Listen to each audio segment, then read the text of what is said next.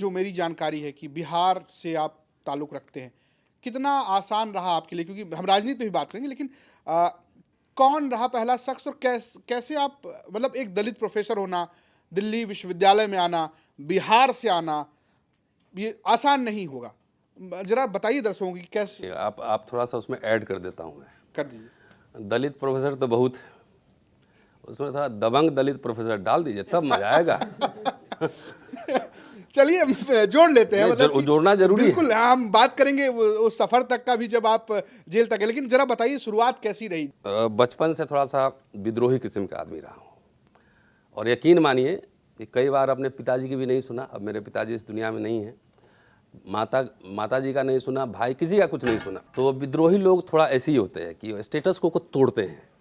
तो कल मैं अपने स्टाफ रूम में था और कल नहीं, आज ही था मैं, तो टीचर्स काफ़ी इकट्ठे थे। तो मैंने एक बात कही कि दुनिया के किसी शहर में मुझे 2 साल के लिए छोड़ दो, उस शहर में हलचल ज़रूर होगा। तालाब का पानी शांत नहीं रहेगा, उसमें तरंगे ज़रूर आएंगी। लोग चाहते हैं कि सोसाइटी स्टेटस को रहे, यथावत चलता रहे जैसे है। तो मैं उसमें यकीन नहीं रखता। तो मेरा घर मुजफ्फरपुर में है। पहले गांव में पढ़ाई हुई, वहाँ से पश्चिमी चंपारण गया, फिर लौट के गांव आया। मेरे पिताजी छोटी सी मामूली नौकरी करते थे, इनकम टैक्स में क्लर्क थे। तो वहाँ से फिर मुजफ्फरपुर में पढ़ाई की 10th तक। उसके बाद वहाँ से मुजफ्फरपुर बड़ा उस समय डिस्टर्ब जोन था, 80s 90s का सोचिए। वहाँ से चला गया फिर मोतिहारी, मेरे फादर का ट्रांसफ़र हो गया। शॉर्ट में बता रहा हूँ, कहानी तो वैसे बहुत लंबी है, वो तो पूरी चैप्टर वाइज लिखी जाएगी। एक किताब इससे एक विद्रोही दलित की कहानी तो बड़ी लंबी होती है ना, कहाँ कहाँ लड़ना पड़ा है, कितने मुकदमे झेलने पड़े हैं, कितने पुलिस से ये हुआ है, बहुत कहानी लंबी है, शॉर्ट कर देता हूँ।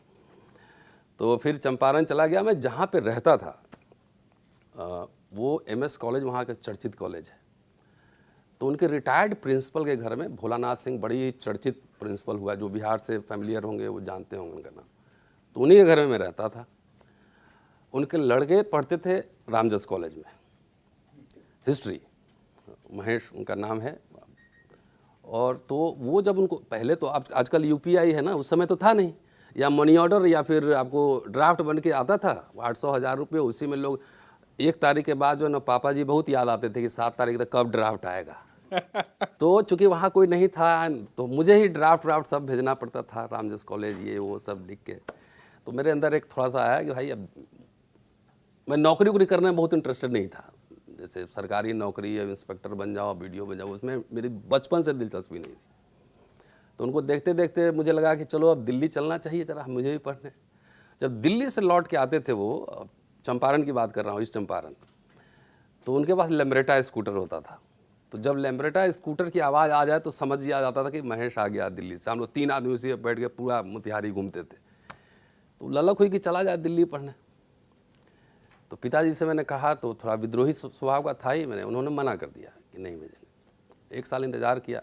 दूसरे साल मैं पूछा भी नहीं कि मुझे जाना है कि नहीं जाना। अपना सर्टिफिकेट उठाया, बैग पैक किया और माँ से पैसे लिए 2000 रुपये, दिल्ली में चला आया। पूछा भी नहीं कि आपको हम जाएं कि नहीं जाएं। जब यहाँ आ गए तो अब रहें कहाँ, मुझे कुछ पता ही नहीं है। मैंने दिल्ली पहले आया ही नहीं था। एक बैग लेके अकेला शहर में मुरारी हीरो बनने चल दिया था, देखते हैं क्या होता है। तो मेरे गांव के लोग लाजपत नगर में, वहाँ कसीदा का बहुत काम होता है, एम्ब्रॉयडरी जी। तो वहाँ पे मुस्लिम समुदाय के बहुत लोग हैं। आज शायद मैं जाऊँ रहने के लिए, जो माहौल है तो हो सकता है मुझे नहीं रखें वो, लेकिन उस समय उन्होंने, इस्माइल उनका नाम है, इस्माइल चाचा हम लोग कहते थे, 1 महीना रखा, बाकायदा खाना खिलाया, स्कूटर में बैठा के पूरा PGTAB, देशबंधु, JNU, जितना साउथ कैंपस के कॉलेज हैं पूरा घुमाया। मुझे सब कॉलेज अच्छा ही लगता था, मुझे पहले एडमिशन तो हो जाने दो। तो 1 महीना मैं रहा वहाँ पर और उन्होंने पूरी मेरी देखभाल की, खाना खिलाया। और इस ज़माने में, आजकल के ज़माने में तो this is how we learn secularism, कि ये मेरे लिए पॉलिटिकल सेकुलरिज्म नहीं है। मेरे गांव में भी आधा हिंदू मुसलमान है। तो पहले तो ईद पे लोग आते जाते थे, दिवाली ईद पे। अब तो पता नहीं क्या है, अब तो हर जगह आप कुछ ना कुछ फ्रीज में कुछ ढूंढ ही रहे हैं, कौन सा मांस है। तो इस तरह से मैं दिल्ली आया था पढ़ने। उसके बाद उस समय यूनिवर्सिटी कैंपस में अप्लाई होता था, आज जैसा नहीं है। वो एक फॉर्म मिलता था भर के, वहीं डालिए। तो मुझे ये भी पता नहीं था कि स्टीफेंस कॉलेज बेहतर है कि देशबंधु कॉलेज बेहतर है। हाँ। सीरियसली कह रहा हूँ। तो मैंने डाल दिया, मतलब किसी कॉलेज में मिल जा, पढ़ना तो मुझे ही है ना, अगर टीचर लोग ठीक मिल जाएगा तो किसी कॉलेज से पढ़ के निकल लूँगा। तो फिर मेरा देशबंधु कॉलेज में नाम आ गया, वहीं मैंने बीए की। बहुत शानदार टीचर्स मिले, बहुत शानदार दोस्त मिले, और थोड़ा विद्रोही प्रवृत्ति का था, तो चाहे बिहार में भी नहीं डरा और दिल्ली में भी नहीं डरा, डरने की ज़रूरत भी नहीं थी। तो मुझे बिहार में भी लोग कहते हैं कि तुम इतना अकड़ के साथ रहते हो, डर नहीं लगता है? हमें कदापि नहीं। यहाँ भी वैसी रहा, जो सामने बैठा हूँ, तो अब मैंने ही पहले ही आपको राइडर ऐड कर दिया, तो यहाँ भी वैसी बैठा हूँ। तो आदमी का नेचर और सिग्नेचर बदलता नहीं है। कुछ लोग होते हैं जो समझौते नहीं करते हैं, एटलीस्ट फंडामेंटल प्रिंसिपल्स पे। तो शायद उसी परंपरा में मैं भी हूँ। यहाँ से फिर मास्टर्स किया, टी.एन. झा, प्रोफेसर श्रीमाली ऐसे टीचर मेरे गुरु रहे। शाहिद अमीन, ज्ञान पांडे, सुमित सरकार को सुना, आर.एस. शर्मा को सुना, रणधीर सिंह को सुना। तो हमारी परंपरा उस तरह, उसी बौद्धिक परंपरा में हमारी ट्रेनिंग हुई। अंग्रेज़ी नहीं आती थी, तो ग्रेजुअली एक एक वर्ड करते 4-5 साल में पूरा language, at least official language build up हो जाना चाहिए। बाकी तो आप सीख ही लेंगे। तो 4-5 साल में अंग्रेज़ी भी सीखी, नौकरी भी मिल गया। पहले डिपार्टमेंट में 5 साल के लिए, फिर जाकिर हुसैन इवनिंग में मैं 2 साल पढ़ाया परमानेंट। तो डी.एन. झा को लगता था कि बेहतर कर सकता है। एंड माई टीचर, हिस्ट्री में एक खास बात है जी। क्लासरूम में टीचर स्टूडेंट को पकड़ लेता है किस लेवल का है ये।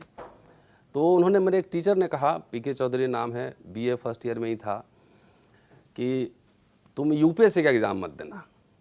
तो मेरे मन की बात उन्होंने कह दी, बिहार का लड़का हिस्ट्री पढ़ रहा, यूपीएससी नहीं दो, it is a crime, you will be punished for that.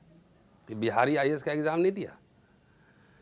तो मैं, हाँ सीरियसली कह रहा, तो मैं फादर को बोल दिया कि अच्छा, मेरे भाई सब इंस्पेक्टर हो चुके थे, फादर एडमिनिस्ट्रेटिव ऑफिसर थे उस समय।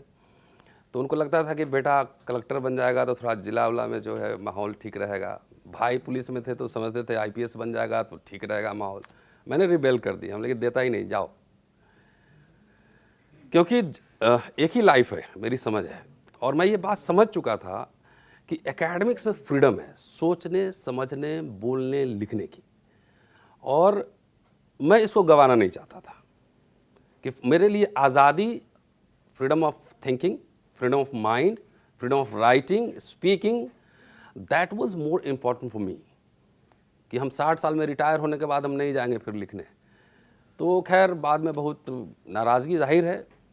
अरे वो दलित परिवार का, जहाँ पे आईएएस बनने के लिए रिजर्वेशन था, दिल्ली यूनिवर्सिटी में रिजर्वेशन नहीं था, और मैं इंग्लिशाइज कोई मॉडर्न स्कूल का पढ़ा हुआ नहीं था, हिंदी मीडियम का स्टूडेंट वो स्ट्रगल कर रहा है, और वो अगर ये कह दे कि मैं यूपीएससी नहीं दूंगा और मैं यहाँ लेक्चरर बनूंगा, तो इस लोग मजाक उड़ाते थे मेरा। फादर के ऑफिस में, यार बेटा कार्ल मार्क्स बन गया, लेनिन बन गया, ऐसे बोलते थे। मतलब कोई बात नहीं, जस्ट वेट। तो इस तरह का पूरा सब रहा। अब चलिए ठीक है, जो हूँ।